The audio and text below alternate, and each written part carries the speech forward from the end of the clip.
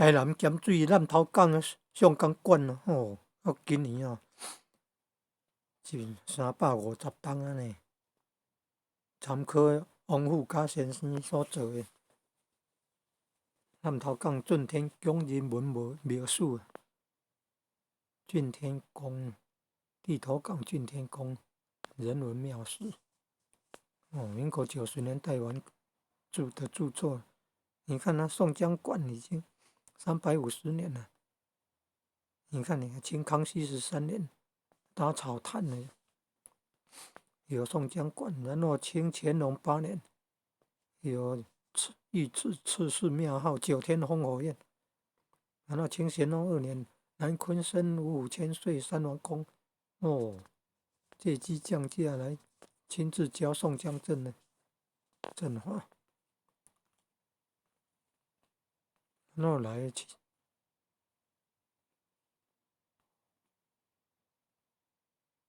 67年有那个庙晋天宫成立了，那是从那个代天府画祠堂改建变成庙了，你看。然后西侧右侧厢房作为宋江馆，但是78年宋江一公田都元帅宋江一公用刚牙公借机降价，只是要在原来的地方重建9天烽火宴宋江馆，要重建9天烽火宴宋江馆。然后你看宋江一公要亲自借机降价，都是要透过那个机筒，然后踏庙机找那个原址，然后在圣诞日之前，圣诞是6月11日之前，5月份就踏庙机，然后圣诞之后6月16日动土行宫，是在78年，民国78年。然后农历6月28日重建竣工完工，谢土入座入华安座大殿。像现在那个9天烽火宴就在积水溪的河床旁边呢，南岸积水溪南岸。350年前那边没有积水溪呢，那边是村庄的地方啊。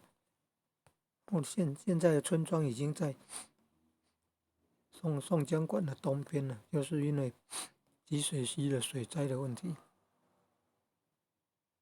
所以迁到东边了。你看这里有水，积水溪本来在村庄地头港庄的南边约2公里的地方呢。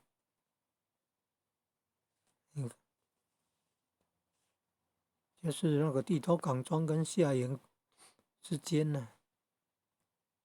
地头港庄跟那个国语是地头港，台语是南头港，跟那下营之间呢，你看，可能是那个公墓那边公墓下沟下呢，下冲下蒙埔下公墓，下营公墓那边，你看本来那个积水溪是在那边后来在日治时期改道，洪水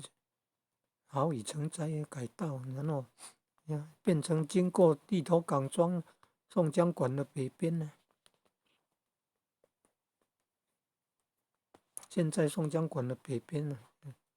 就是有积水溪的河道了。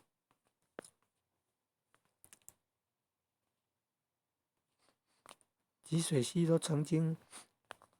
溃堤，积水溪的堤网都曾经溃堤了。45年的时候有溃堤，好像那个什么，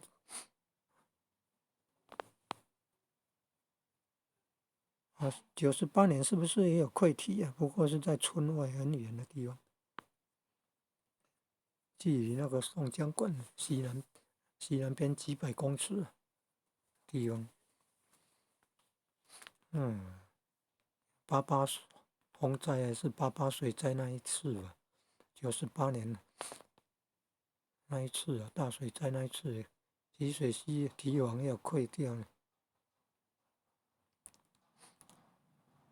现在都有加强了啦，不会，